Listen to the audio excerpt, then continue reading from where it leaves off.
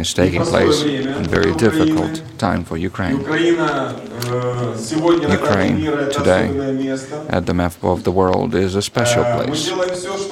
We are doing everything to make sure that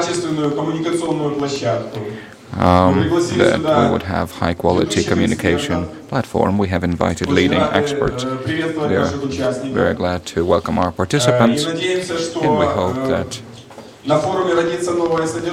there will be new content created with this forum to help us.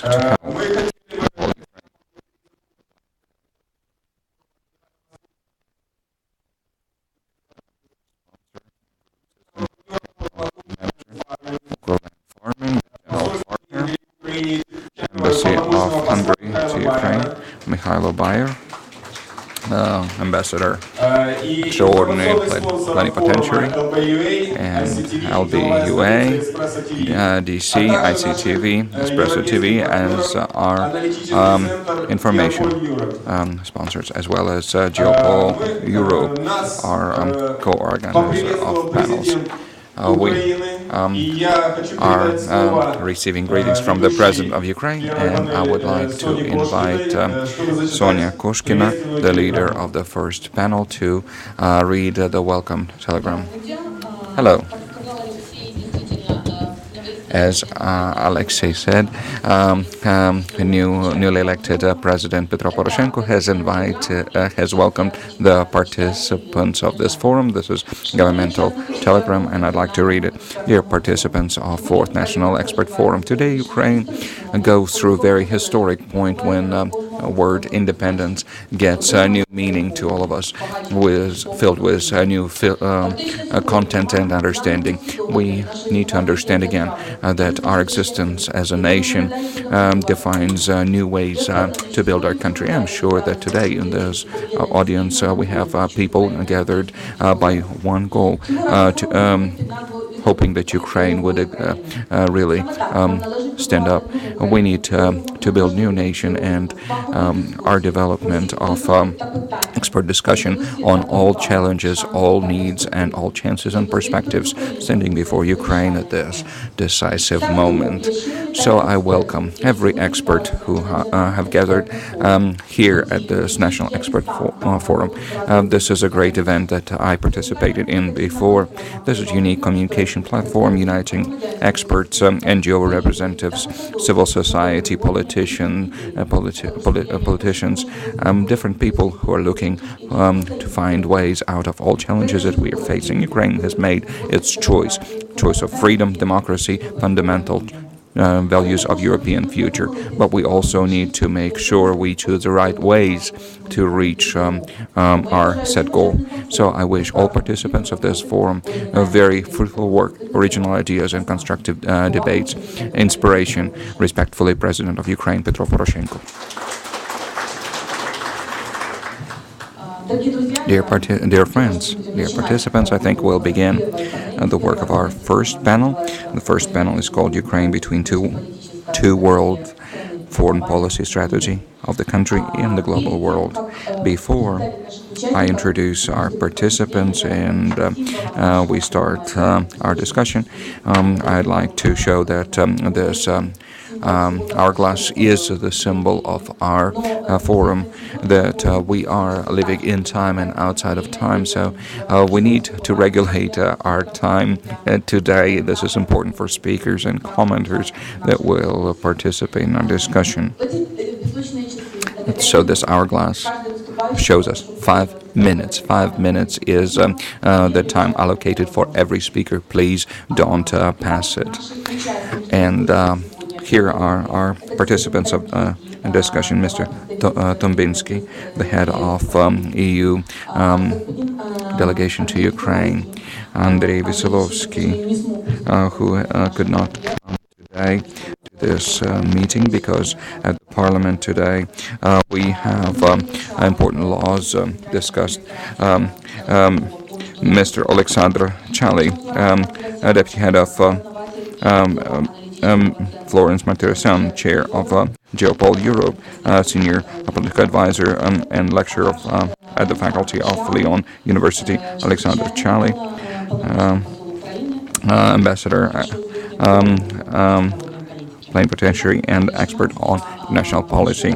I would like to invite Mr. Tombinski to start our panel and to formulate his vision on the issues we discuss today. Ukraine between two worlds, Ukraine and global world.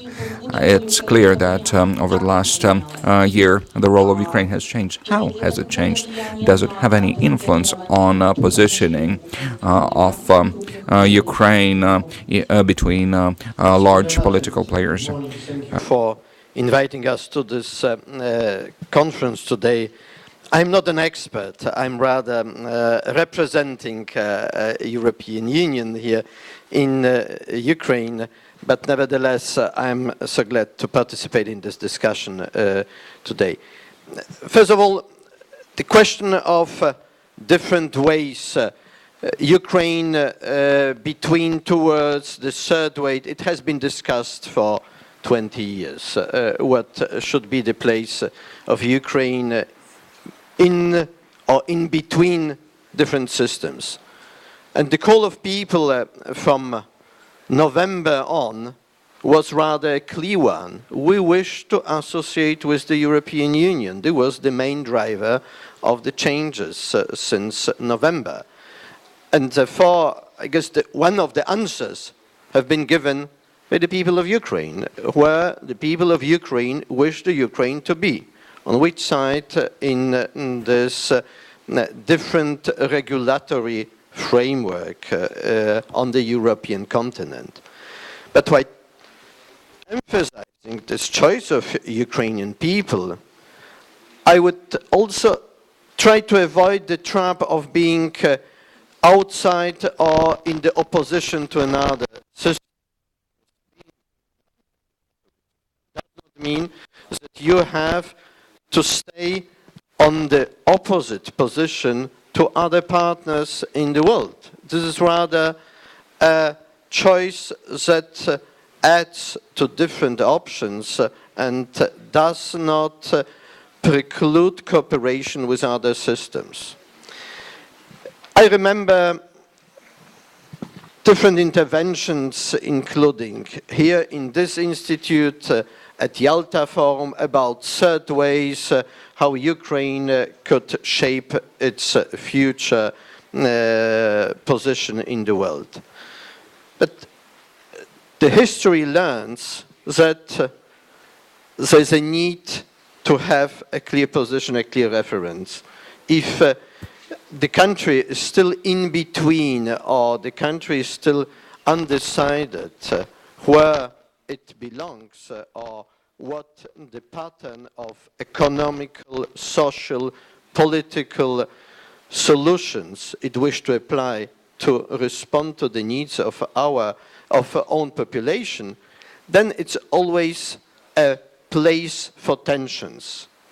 If all solutions are open and the answers are not given to the challenges, then the question of different pressures arises. We highlighted before November the signing of the association agreement, and we did not focus on this or other representative of the country to sign it, but because it was an agreement offered to the country, not to one president, one government, or one parliament. It will strengthen the sovereignty of the country because it would clearly define the line for the future development.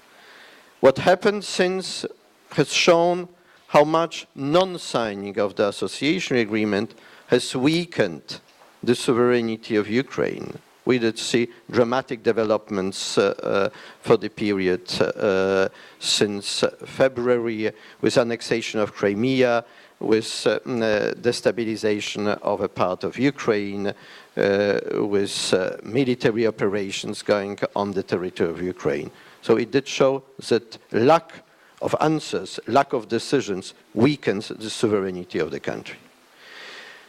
In this context, I return to where I did start with, the question of the choice of people. Association with the European Union has been a decision of previous presidents, previous governments from 2007. We did follow the negotiations until 2011. We were ready to sign it in 2013. So this is nothing that suddenly appears as a sort of a new proposal. It is the line that has been proposed, promoted, and engaged for years. And the European Union stands firm and ready to assist Ukrainians and Ukrainian government that this choice made by Ukrainian people may not fail because of lack of political support, lack of technical assistance, even lack of resources. We have to fulfill also our obligations towards Ukrainians who decided to engage with the European Union. I see my time already over. Спасибо, господин Тамбинский. Вы знаете, что одной из традиций нашего... Thank you, Mr. Tombinsky. The tradition of our forum is to prepare sociology for every panel, and for the first international panel, we have prepared special sociology, thematic sociology that you have in your handouts. I'd like to briefly comment on it and use this data in our discussion.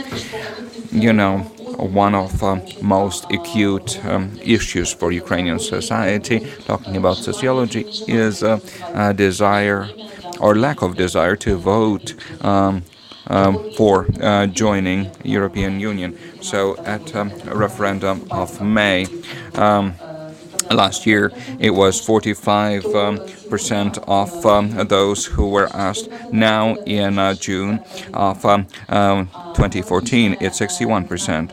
Same dynamics about potential joining Ukraine to NATO. In February 2008, 19%. In June 2014 is 47%. These are not absolute figures, but they demonstrate tendency. I'd like to ask Mr. Alexander Chali, what do you think these numbers are talking about? Are these changing happening in Ukrainian society? Are defined by political factors alone, or there is a change of mentality? If so, what does it say? First of all, I'm thankful for this invitation. This is a great honor to be among you today, because the motto of this forum, From Revolution to New State, is movement from emotions to serious thoughts and serious analytics. So I am convinced that all the people in this room, those people here at the stage, we have one goal: democratic, united, independent Ukraine. But as President said, today we need to look for ways how to reach this goal. What are these numbers talking about? They reflect the situation where our country is today. De facto, we are in war. We are in instability, and without doubt, the majority of people today wants to join the countries and the unions that look stable, prospering, and prosperous. So these numbers reflect this tendency, but the tragedy is the following. These numbers also say that if we don't understand, if we do not understand that we need to look at life realistically, if we do not understand what is the place of Ukraine in contemporary geopolitics and contemporary economy, then what's ahead of us is a big disappointment, because neither NATO nor European Union are able now to suggest the real perspective for membership, and that is certain tragedy. One thing that is positive, thanks to the efforts made by Ukrainian diplomacy for 23 years. On the 27th, we will complete the signing of the association agreement. That is a new stage of our European integration. That's a new stage of our interaction with European institutions. That's the chance to develop according to European values and norms. But association does not open up for us the prospects for membership. We need to concentrate on realistic objectives, and I believe that is gaining visa-free regime that is realistic, objective, and I would like to wish success to the President and his team so that this is done before the next year. Thank you. I did not even look at time. I would like to ask Madam Martirosyan, today, after what has happened in Ukraine, how do you see Ukraine and Europe? How do you believe it will be there in the nearest future, and or in what time will it be in United Europe? Thank you for this question. Thank you for the invitation today. First of all, I will not speak about my vision about the geopolitical conflict today, because I consider that we have enough experts today to speak about that. I am running a think tank, and I'm also a teacher at university. And what we try to do is to extend the dialogues between our people in France and in Europe and the people in Ukraine, Russia, and the countries from the Eastern Partnership. This is what we try to do. I am personally an expert working for the Ministry of Foreign Affairs, the Commission, whatsoever. But the main point today is that the civil society of our countries within the European Union try to mobilize, because they feel that if we don't mobilize ourselves, if we leave only the solution to the politicians, I'm sorry to say, we won't find any solution. And you know that this movement started with, not started, but it revealed itself with the Arabic Revolution in Mediterranean countries. We believe that this is the time of the people and of the civil society. And if we don't get involved, nobody will find any solution. So what we try to do is to invite Ukrainians to go there, to go to Russia. And so the main point today is to try to extend the dialogue between all these people. And I understand that you feel and you are in a state of war. However, we built the European Union to try to find a peace. So within the European Union, because we have different states, different nations who don't have the same history, which is fully understandable. When we went to the European Parliament, the Western countries people had fight with the Eastern country people because they did not agree on this issue.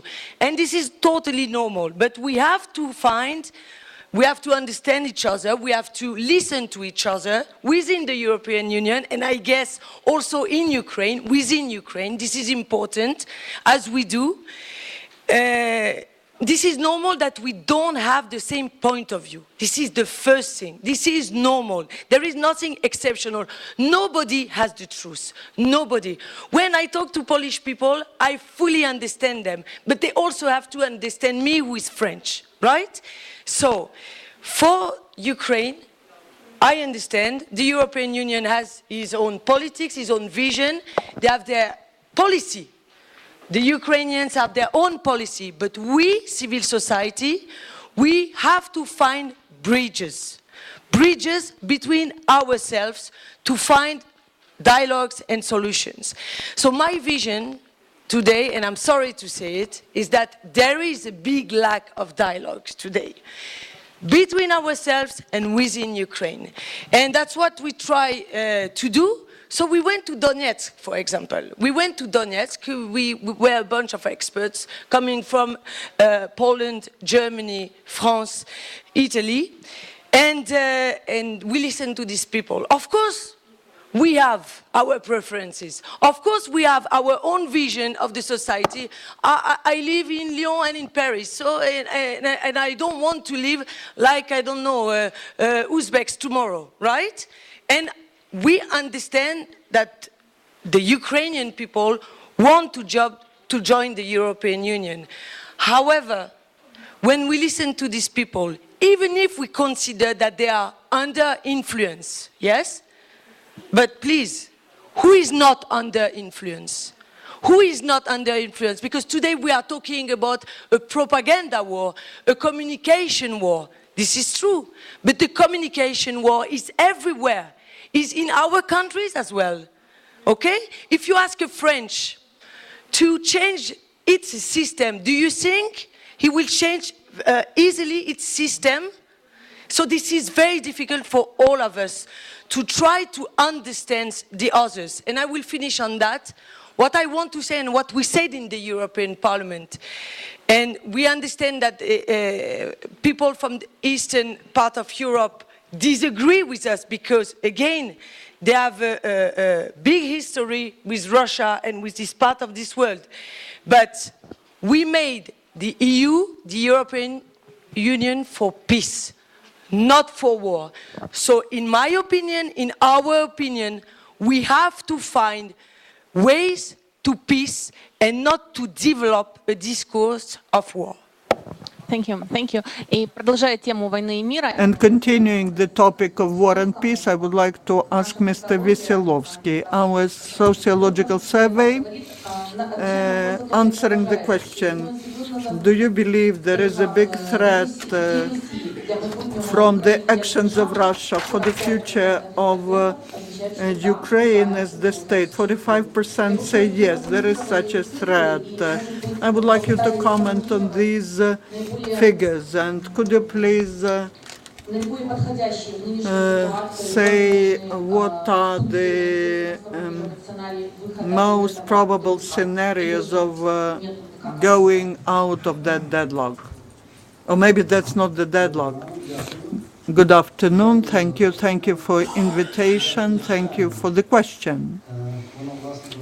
This is the question for the whole Ukraine. In fact, I would like to confirm the topic that what has been just mentioned. There's war in Ukraine. Sometimes people call it military operation, but that doesn't change because of different terms we use. Part of the state territory is occupied, and they're trying to occupy another part of the territory. That's the fact. And we need to build up our possible vision of the future on such facts. A couple of words about Ukrainian diplomacy. This is time for Ukrainian diplomacy to understand and to feel who are enemies, who are friends for Ukrainian state. Because in the last 3 months, we managed to do that. And that is also time for Ukrainian diplomacy to start answering questions that it wasn't answering during the last 22 years. Partially because it had not to answer. But now the Ukrainian diplomacy has the voice, but also the ability to demonstrate the voice. And it will be helping the president, the parliament, the government to answer difficult questions. Talking about your question, answering your question, the figures change radically, and they change much faster than we could have imagined half a year ago. No one could have imagined these figures about EU, NATO, attitude to Russian Federation, attitude to ourselves even, just half a year ago. But today, this is the voice of people, the voice of the population, and we need to find answers to that. Ambassador Tambinsky has talked about the choice of Ukraine. I once heard the answer to this question back in 1975, and that answer was given by the President of Czech Republic, Václav Havel. He said, "The third way is the way to the third world." I believe that is a very good formula. It's good that we have now decided, and we have to decide about our attitude to different neighboring countries, to Russian Federation in particular, which is conducting aggression. The success depends on understanding by most people of what's happening. It's based on the knowledge of realistic facts and understanding of how these facts will influence people, how they will influence their children, their houses, salaries, future. That is the primary task, which is to be executed by Ukrainian government. The government has to openly inform Ukrainian population about what's happening, even if this is painful. Unfortunately, we are not coping with this task well. Somehow we see more analysts like Dmytro Tymchuk, but not like Ukrinform, but that is the disease of growth, the disease that we've had in Ukraine for many years. The second issue, the transition to actions, from facts to actions.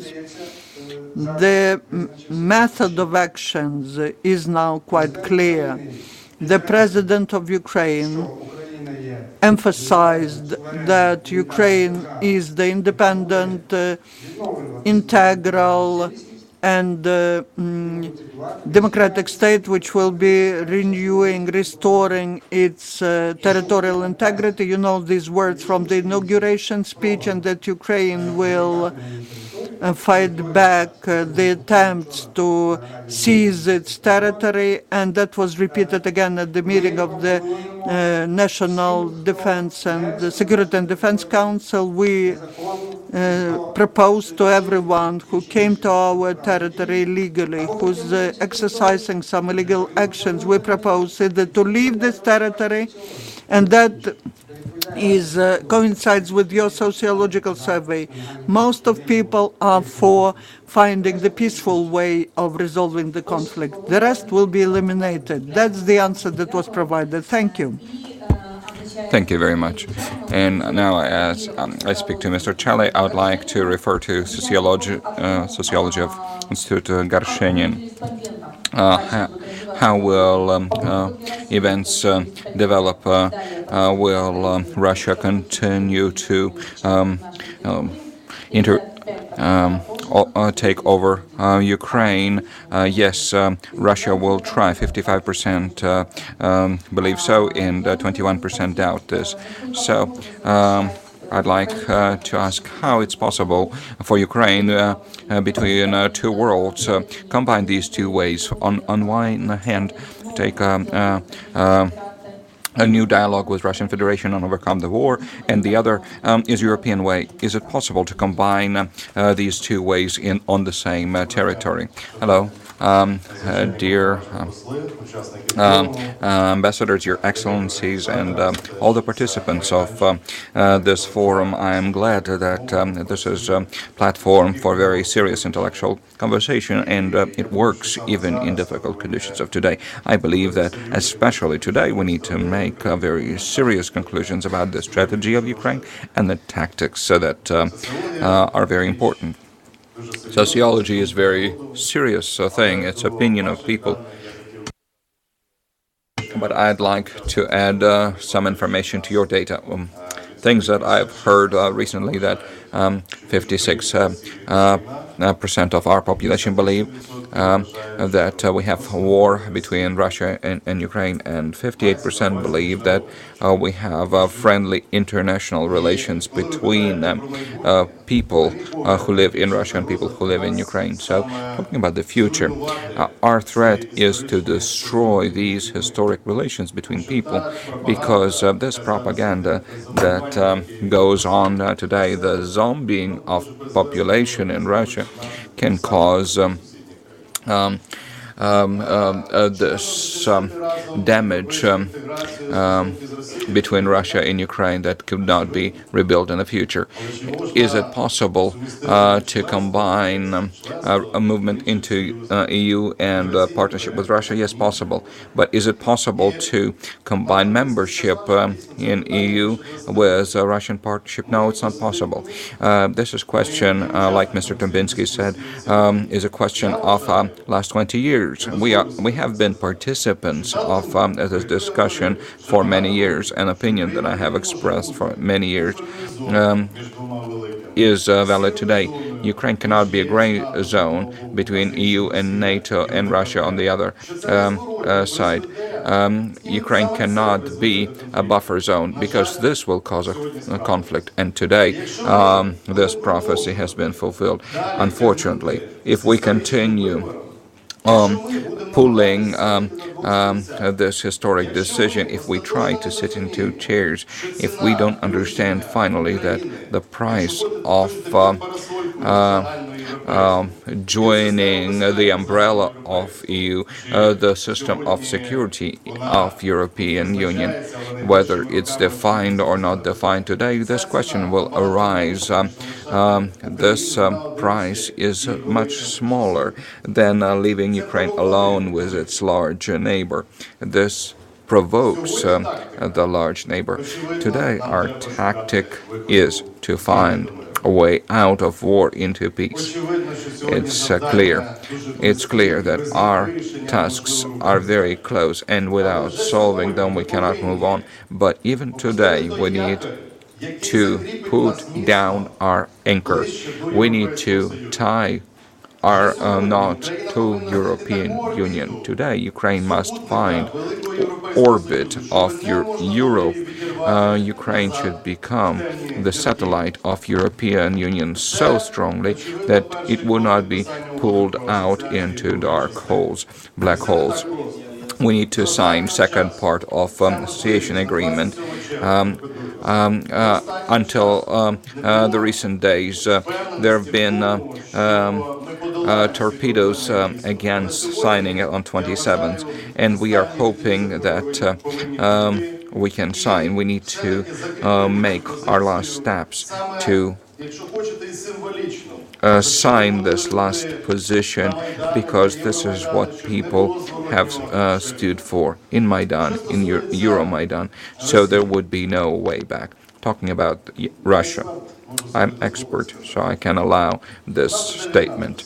We have war with Russia, hybrid war, whatever.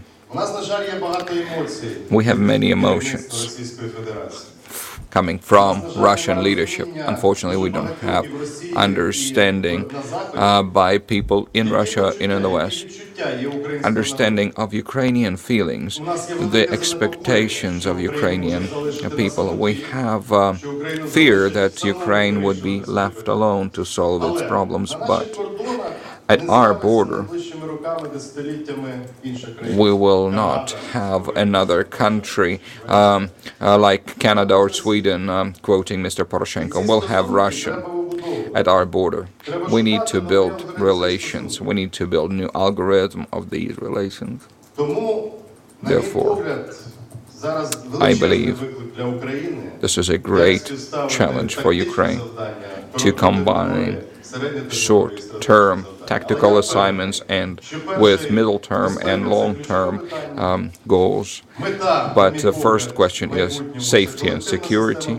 Our future goal is collective security system going west, not east.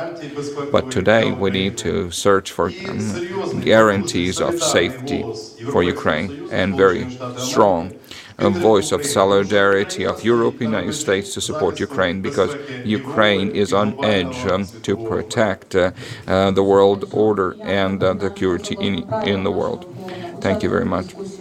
According to the rules of our forum, we invite everyone in our circle to participate in discussion. We have many ambassadors, experts, NGO representatives.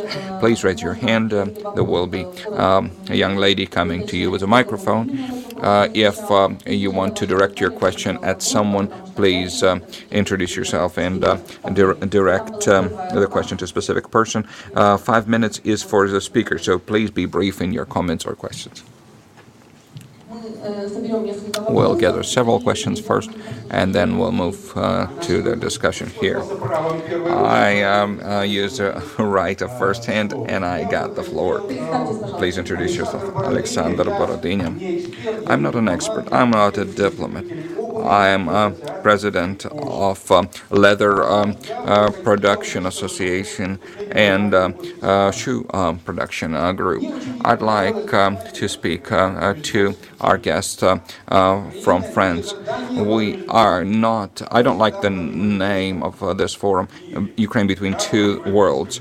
Ukraine has never been between two worlds. It has always been a European country. We were born in Soviet Union. I was born in Soviet Union. I believed I was part of Europe. Ukraine is Europe. Now, about the peace and the tragedy we're living in today. I agree with you that the main task today is peace. There is not a single person in this room who would oppose peace. But let's look at why we don't have peace. Your brief question, please. This is not a question, my comment. I'll take 1 more minute. Very important topics, problems. Solzhenitsyn said that Russia does not have enemies. Russia does not have anyone except for enemies and slaves. So Ukraine cannot be between two worlds. In this situation, we expect the European Union to help us. Look what can happen today. Ukraine can reach peace in 1 week. Hug Putin, give up Donetsk, Lugansk, and give up Crimea. In some time, there will be Poland and other countries, as well as Alsace. Ukraine is Europe. We understand you. Many other people would like to speak. Thank you. Sergei Nahorny, expert on security in Europe, European Geopolitical Forum. To a respected Florence Martirosyan, here's my question. It's a similar situation in Ukraine to Syrian situation. You mentioned Arabic Spring. Can we use the experience of Arabic East countries and the countries who have association with the EU over 10 years? My question is to Alexander Schally. In your opinion, it's important for Ukraine to cooperate with NATO. Do you agree? Good, thank you. A question from this side, please. Sergei Datsyuk.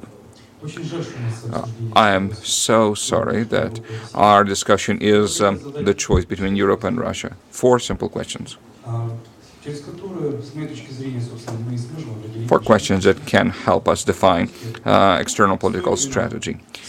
First, should we take over Russian government in its form? Can we participate in the process of the destruction of Russia, its geopolitical dissolution? A third question, should we reform European Union? Because in today's European system, we cannot join it soon. And fourth question, should we reform UN? Because it doesn't work effectively in this quality today. And should we create the new world order? Another hand on that side. Valentina Bondarovska. I'm a psychologist, expert. I'd like to briefly state that these numbers mean nothing. They come from sociology because we have not studied psychology of people. We are not helping people to overcome Maidan, evacuation, and war. We are not informing people. I guarantee that people who are for NATO, they don't know what NATO is. Over 23 years, we have not explained to people what European Union is. It's good that people like me have visited European Union 20 times or more, but majority of people in Donetsk and Lugansk know nothing, and we still are not using radio or TV to really work with the people. And second thing, information war. I'd like to stress that we cannot try reaching peace, as the Bolsheviks said, first feed the people and then give them culture. I want to stress that our society does not value psychology, does not work with psychologists, does not consider opinion of psychological expert, and does not help our people to be strong and to know much. Thank you. I understand the question. Another issue, and then one more question, and let's discuss. Marian Tkachenko, expert in social modeling. I have question to Mr. Chali, probably. Both, Mr. Chali is a diplomat and expert. I need to know both expert and diplomatic opinions on this issue.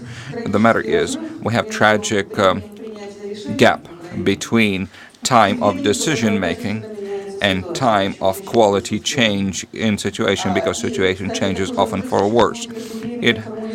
And there is also a gap between the event and the European or international discussion, understanding of events. We cannot allow this gap. Reaction is always delayed, but pro-action does not happen. We don't have culture of intensive crisis management. We don't have institutions responsible for crisis management. We don't have institutions for fast decision making. Why not?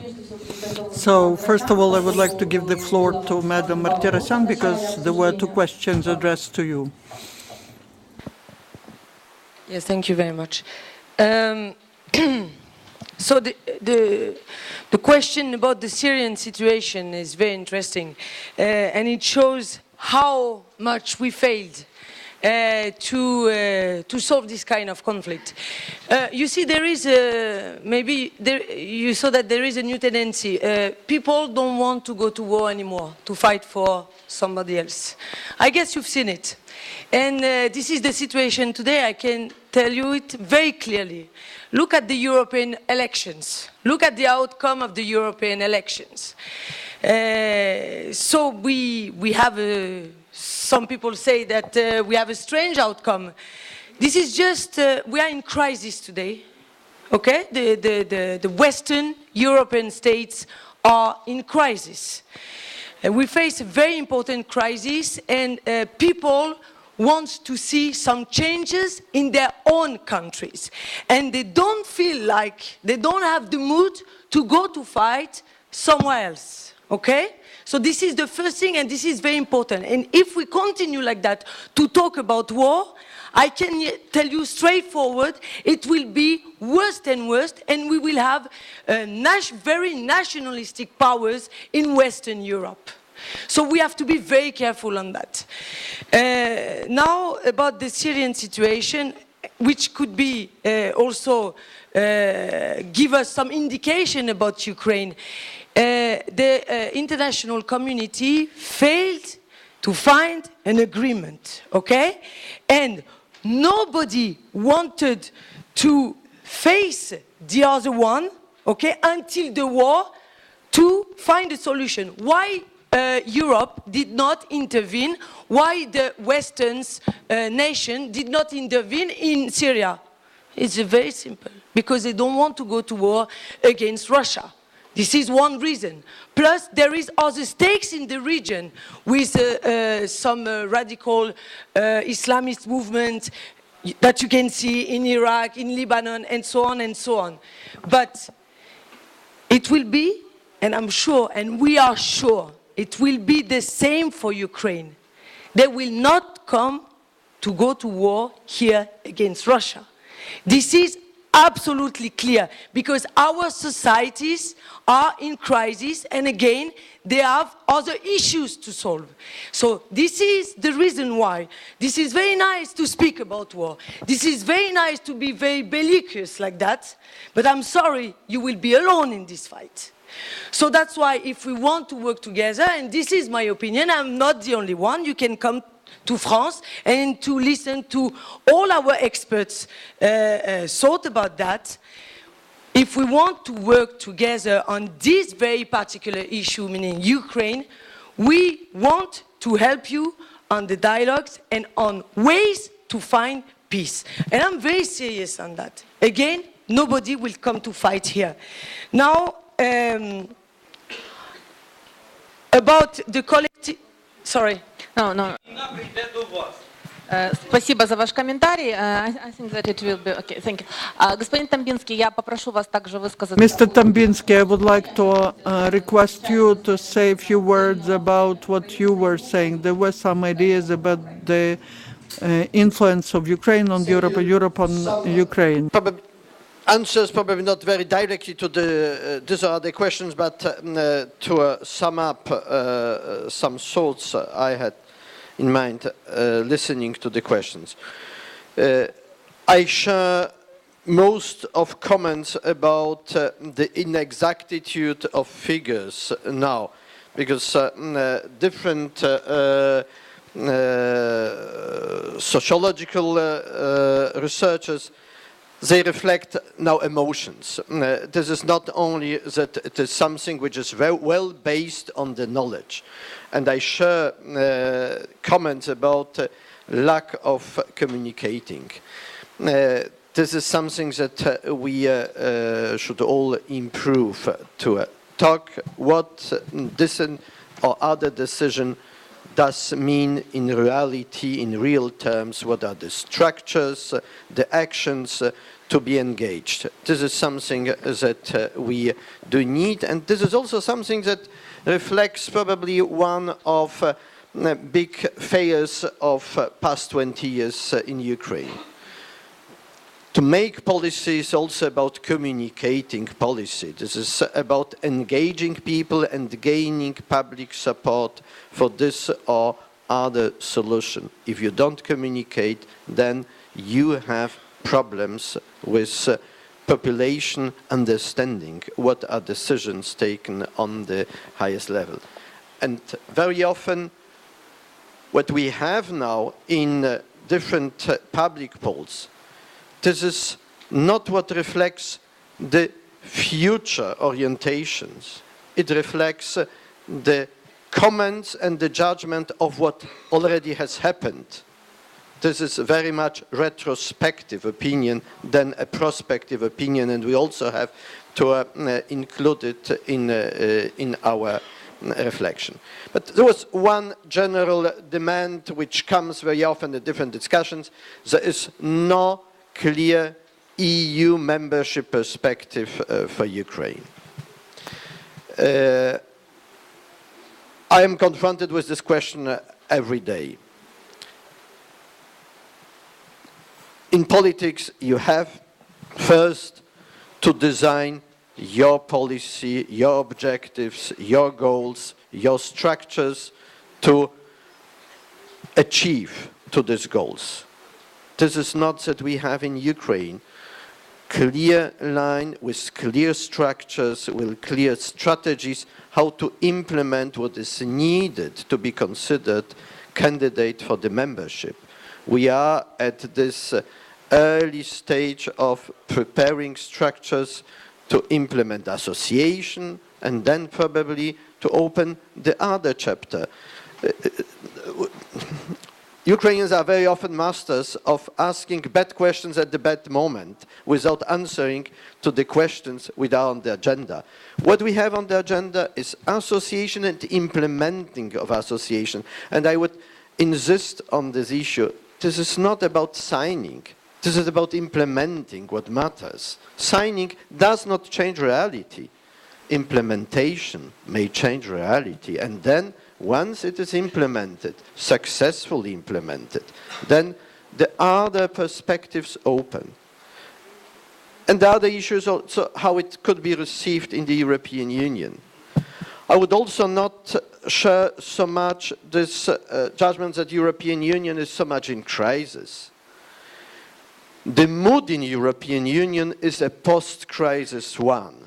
Because all people who talk about the European Union, they have the experience of one of the worst crises we had for past 5-6 years.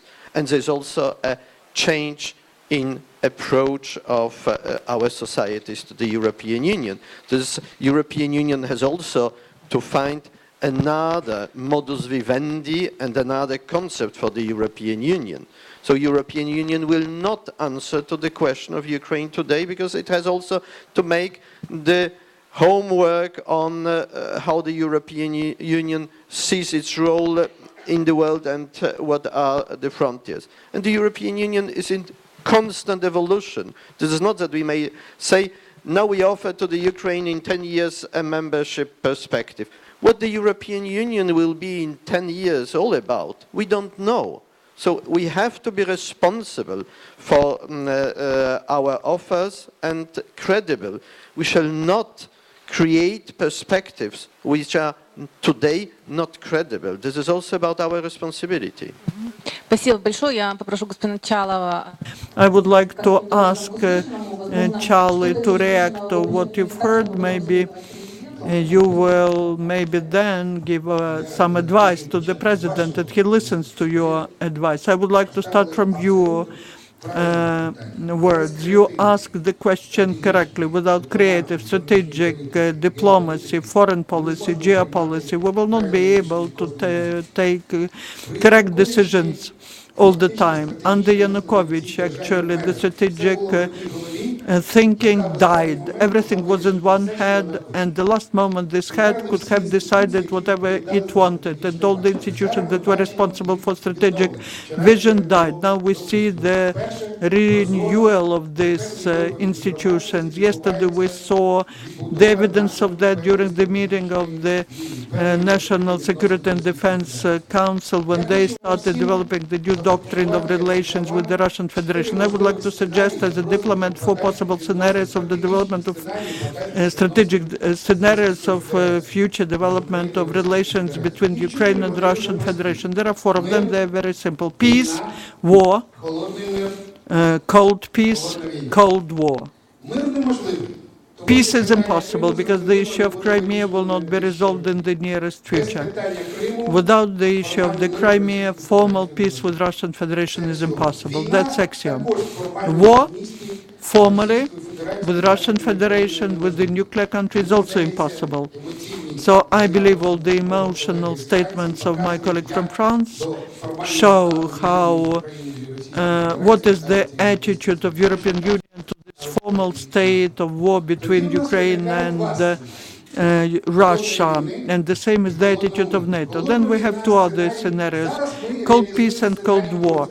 Now we are implementing the scenario of Trotsky, neither war nor peace, when we were before the presidential elections. Now we have the chance to start developing one of these two scenarios. Cold war actually will mean that Russia is looked at as a problem, but not the element of resolving the situation. Ukraine is doing everything possible. The diplomacy is doing everything possible, and we've been doing that quite effectively in the last 3 months to build up coalition with the West against Russia, to force Russia to peace. In this situation, we have 0-0 game. Russia has to lose. We with the West have to win.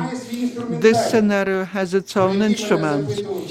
And I was asked whether we then need the relations Euro-Atlantic. Yes, we need them. And that coincides with the statements of the president that he would like, that we would like to hear the agreement of security. But without Russia, I heard this comment of his. That's one scenario. But in this scenario, there are very negative consequences for us.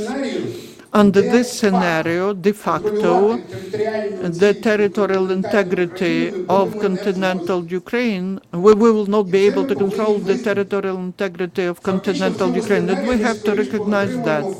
Under this scenario, we will get the formula of the form of GDR and FRG and the new Berlin Wall.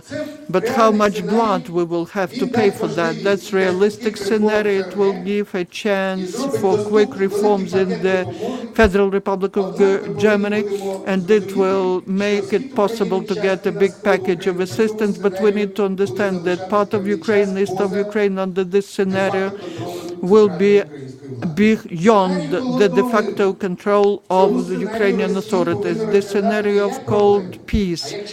Here we need to look at Russia not as at a problem, but as at a part of resolving the problem. We need to find peace with Russia, and the statement of the president, I believe, is the step towards this scenario. That's an opportunity to develop that scenario. Under that scenario, we will not have a formal peace with Russian Federation, but we will be able to cope with the situation in the east. We will be able to have a formal agreement on peace, which will include Russian Federation, West, US, European Union, Ukraine. Under this scenario, Ukraine should have certain limitations, and it has to agree to that voluntarily. Our policy has to be based on the principles of neutrality, and our policy is to be based on certain agreement about preserving our economic cooperation with Russian situation, but at the same time it's about the cooperation with the European Union. But the nearest months will define which scenario Ukraine will be developing. I declare these scenarios as an analyst. I know that it's better to choose one of them. It's better than 1 week we wage war and another week we are for peace. And now I would like another Mr. Charlie to answer also some questions. I believe that The microphone. I believe there is little lack of communication in situation description. I have heard of the truce for the first time. We are talking about the ceasefire, not about the truce. Cold peace. You know,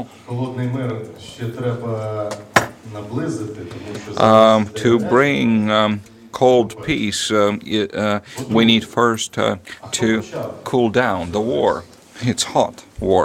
Who started the aggression? We must. What does it mean? We must do this or do that. We must find a solution. It's my opinion. It's not for us to find a solution.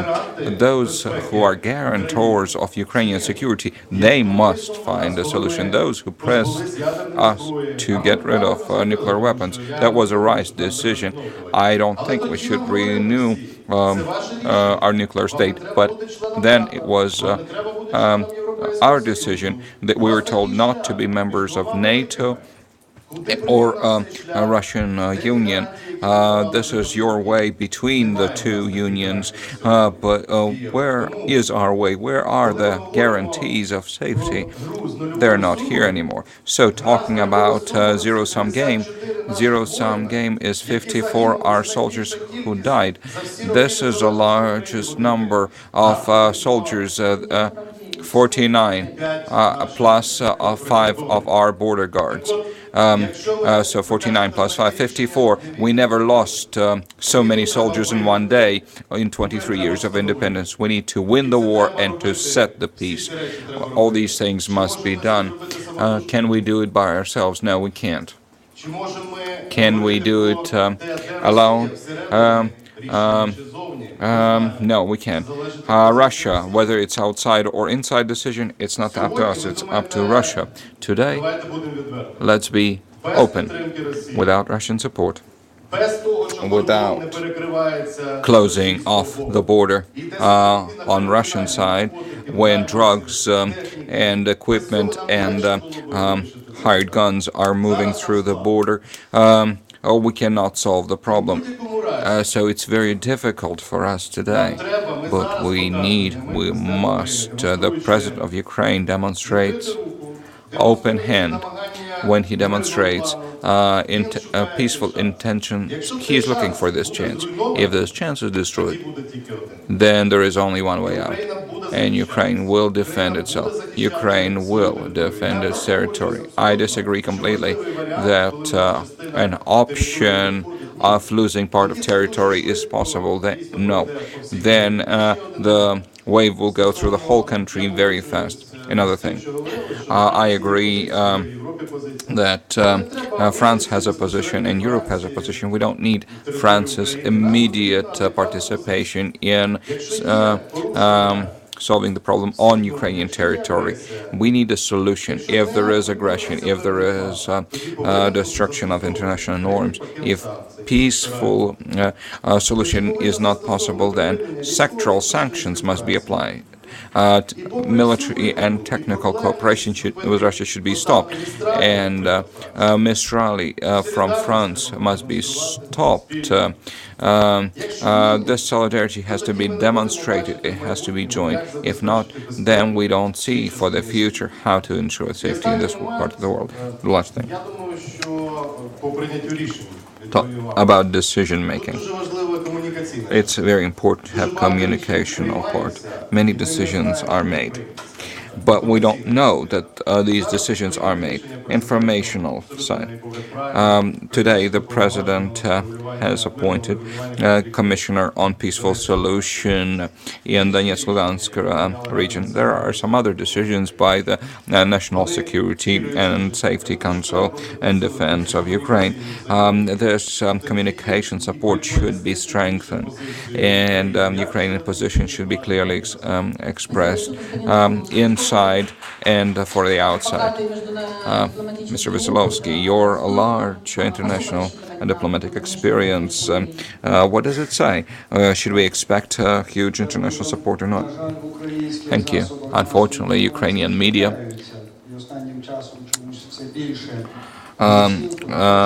demonstrates too many voices saying Europe has abandoned us, Europe is not helping us. This is a very false opinion that is very harmful to us. How does Europe help us? Well, let's look at this memorable voting in the General Assembly of UN, when Ukraine was supported by 100 votes, and only 10 votes supported the aggressor. Even some of those countries who have supported aggressor A and B, they have also spoke not from their free opinion, and the time will show their development for the future.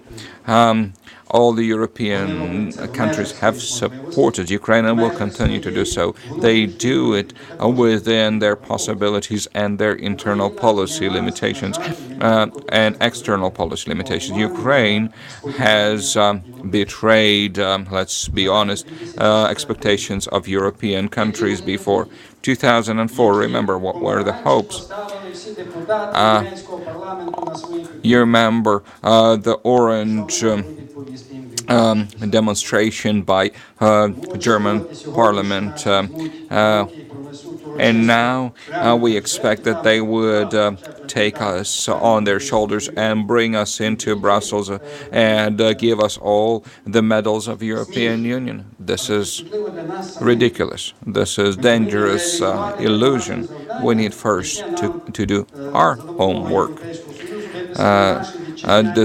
Prescribed by the best economists of Ukraine, best lawyers, and best diplomats with support of European Union. We have association agreement that opens wide road for us. We should not expect paratroopers from Portugal, although our airplanes have helped them stop their fires, so maybe we should expect more help from them. But thank you. We have some more questions to be discussed, and we have very limited time, so please be brief in your expressions. Vasily Slazarenko, National Security Committee. Please ask your questions now, and we'll discuss other aspects during the break. First question, dear experts and diplomats. Please explain. How can we understand a friendship with Russia and finding peace solutions? How can we understand the statement by President Poroshenko about the fact that Ukrainian military and production stops cooperation with Russia? This is my question. Sveta. Viktor Nebozhenko, politologist. I think my qualification is not sufficient, so I'd like to offer my contradictory conclusion. Please support it or dissuade me. My impression is that Ukraine is a very uncomfortable partner for European Union. It's hard for them to cooperate with Europe. It has been very difficult for us to make choice towards Europe. It took us 20 years. Now Europe cannot make a choice towards Ukraine. And finally, the third conclusion, there is a geopolitical paradox. If you read Russian press, Russia is scared by Ukraine, by Ukrainian language, by Maidan. Now Europe is scared of Ukraine as well. I misunderstand something.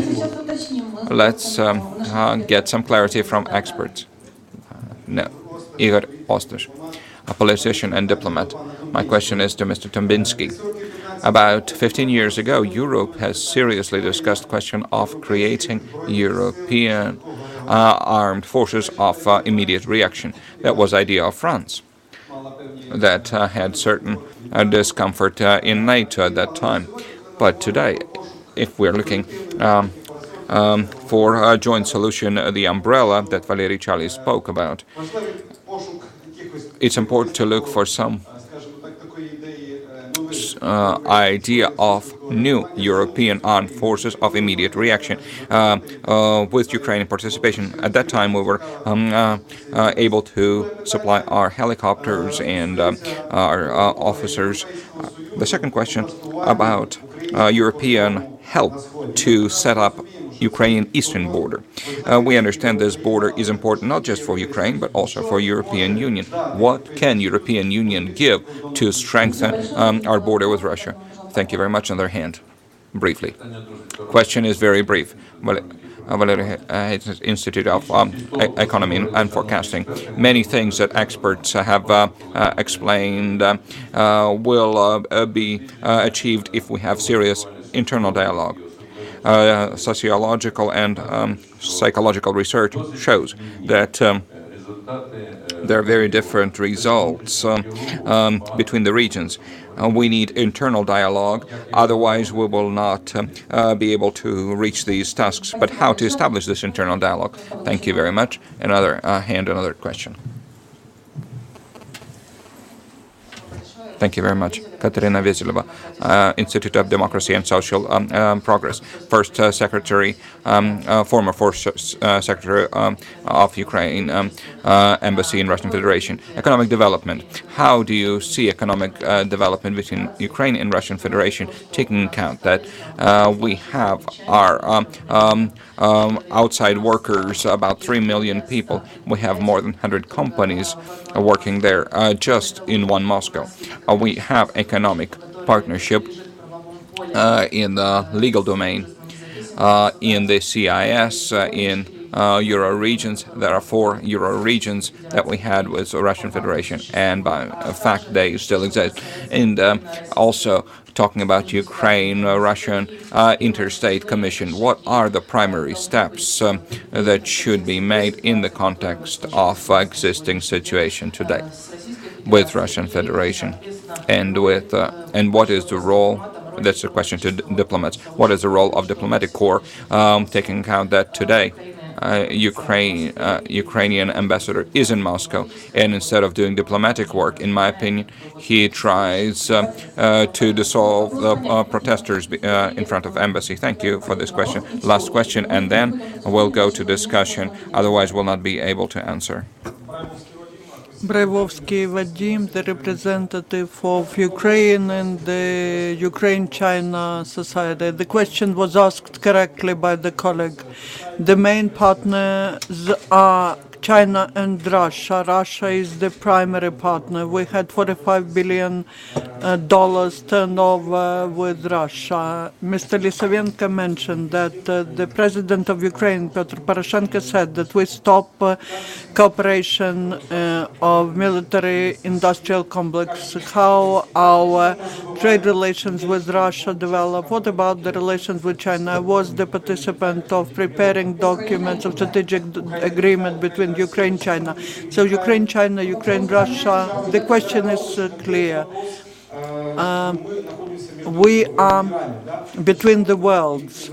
Why don't we talk about Ukraine and China cooperation? The agreement, strategic agreement is signed. Answering your questions, please sum up in your answers our discussion, because this will be the last round of statements. Mr. Tambinsky, please be the first.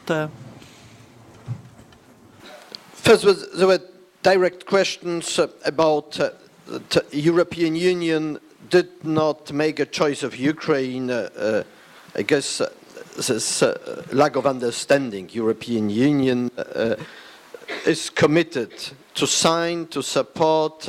We are even today there will be another tranche of financial support disbursed to Ukraine. There's no doubt that European Union is committed to honor its obligations with a country we decided to sign the association agreement and to help this country to fulfill everything which is needed to implement this association agreement. It is not that European Union has to make a choice of Ukraine. European Union pursues its own policy, its own obligations, and I guess there's no doubt about it. And I did not see so much reasons to question it. There were very interesting questions about military forces and how European Union may assist Ukraine in providing means for the border with Russia. European Union usually advances through the crisis and responses that are given to the crisis, because the crisis shows some lacks in decisions, structures, means, or mistakes of the past, and force people or create a political momentum to find decisions. We hope very much to progress on the military cooperation and creation of a more robust European defense policy in 2011. It failed because UK did not want to engage more on this path of creating more communitarian answer. I guess now this is once again a call to the European Union to take more on its own forces to respond to different threats around the European Union. But I will, if you allow me 1 minute more, to enter into this discussion about what's going on in Europe with the context of the Russia. We did see that what Russia is doing forced the Western countries, NATO, European Union, to revise completely our vision of relations with Russia. And then we also will have new tools, new means how to shape the future relations with Russia, including to countries who are engaging with European Union as Ukraine engages now through the association agreement. As far as the border with Russia is concerned, the huge problem is that we, as European Union, we provided dozens and dozens of millions of euros to assist Ukrainian border control structures. And what we are getting now through the from the crisis, that Ukrainian border guards ask European Union to assist with money to buy everything. So I asked the question, what happened with dozens and dozens and dozens of millions that were given to Ukrainian structures? One of the huge questions is also to respond to the question of corruption, lack of transparency, and not fulfillment of obligations. And Andrei Veselowski said it, that this is a very dramatical bill Ukraine is paying for not fulfilling the task of creating all structures of a sovereign country for 20 years. Okay, thank you. Господин Веселовский, давайте, наверное, вот по порядку. Дякую. Мимоволі виявилося, що Mr. Veselovsky, basically I'm criticizing our actions in the previous period. I'm criticizing the actions were wrong. I hope they will be different now. Talking about industrial military complex, I believe that to sell radio location systems, the components for military equipment to the country aggressor in this country is just craziness. As minimum, as maximum, it's treason. Is there anything against that? Anyone against that? I believe not. Talking about China, today the Deputy Minister of Foreign Affairs is in China. I don't want to give any details, but no one in this country forgets about the important role of China.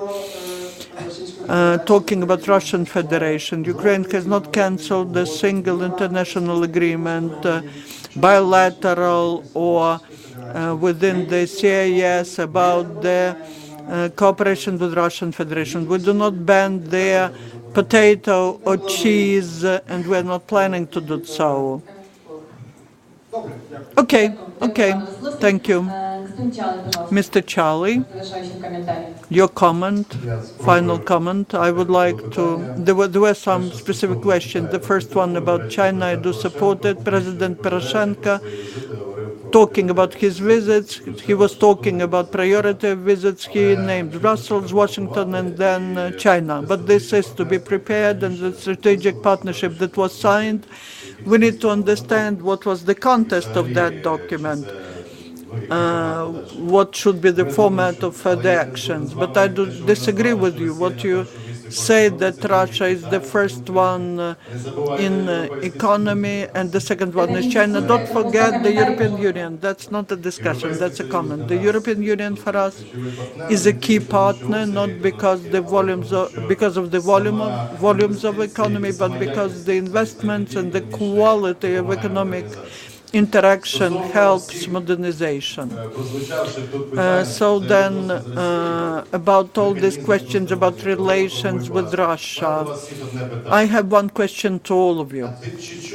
Have you heard that Russian Federation or Mr. Putin, the President of Russian Federation, suspended or cancelled the decision of the Federation about use of armed forces of Russia on the territory of Ukraine? When I hear about that decision, we will continue some discussion. Before that, the proposals about interstate commission, they are not the proper ones. And one more thing, which is important. If all of us, if we all do not understand that there were tectonic changes taking place, that Ukraine cannot call upon external players, that they should do what Ukraine is not doing, that the external players cannot act like they were acting yesterday. We need to act advancing the events, because the world goes faster and faster, and the whole bureaucratic structure, all the security mechanisms, United Nations, EU, Russian mechanisms, Ukrainian mechanisms, they fail to react on time. And I agree that there should be a good mechanism of interaction, but we don't have time left. So the challenge is to act, but these actions are not institutionally supported. Madam Martirosyan.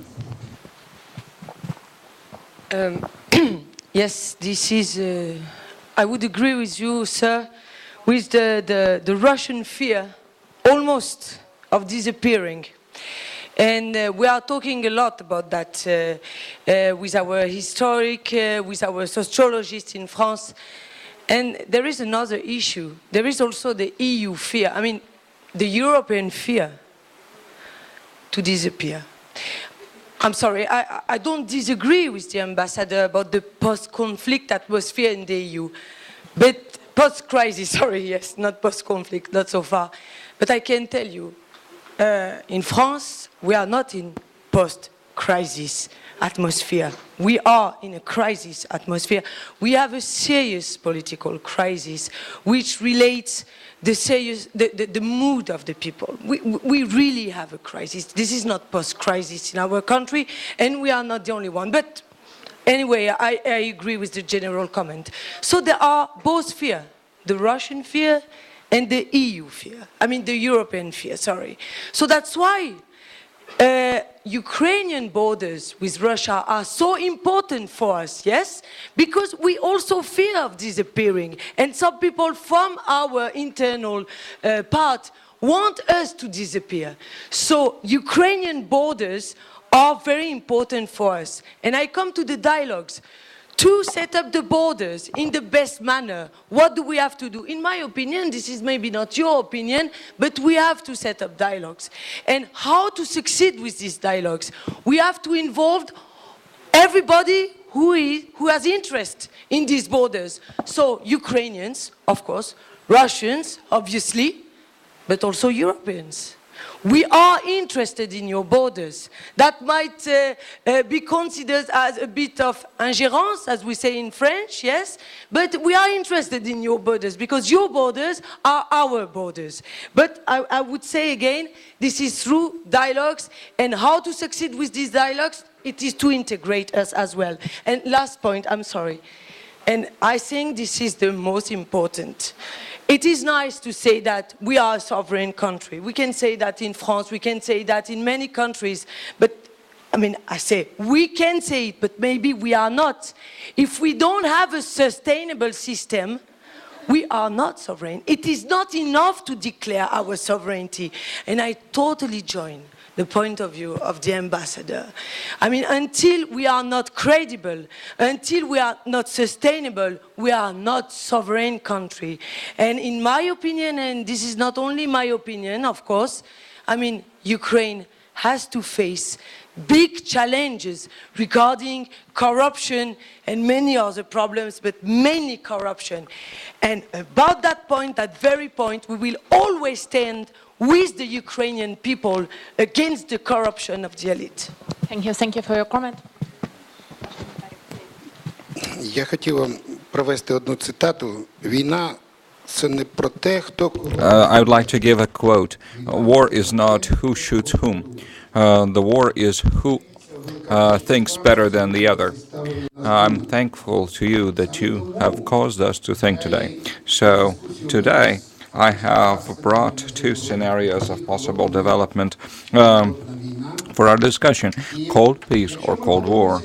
And if we look at what we have done before electing a president, it was no war, no peace. It was certain schizophrenia. Yes. We have continued war and sold weapons to Russia. We have invited international sanctions against Russia, but we never started a sanction of our own. I'm analyst and I offer scenarios, but those in government can make a choice. If we choose a scenario of cold peace, we need to forget about military supply to Russia. We need to lower the status of diplomatic relations. We need to join international sanctions, Western sanctions. We need to understand that the fact that Russia stopped gas supply is a first call. We need to be ready that thousands of migrants from Russia will come to Ukraine. We need to think strategically that we would have answer not today for the challenge, but we would prepare for the challenge of tomorrow. We need to prepare people for that. If we choose another scenario of cold peace, we need to have other approaches, other instruments, other hopes. And the last thing, if you let me quote, I agree with Mr. Valeri that today Ukraine needs to understand that what's happening to Ukraine today, first of all, Ukraine needs to take responsibility, needs to use its own resource to overcome this historical crisis. But maybe Mr. Valeri will correct me if I'm mistaken, but President has twice repeated this thought in last week. Without participation of Russian Federation, it's impossible to ensure stability in Eastern Europe and in Ukraine. Practically impossible. I ask this as a rhetoric question.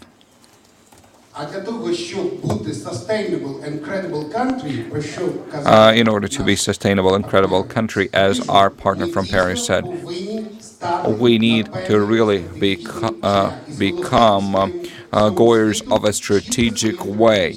We need to express to the whole world our strategic vision, clear vision. I'd like to clarify that.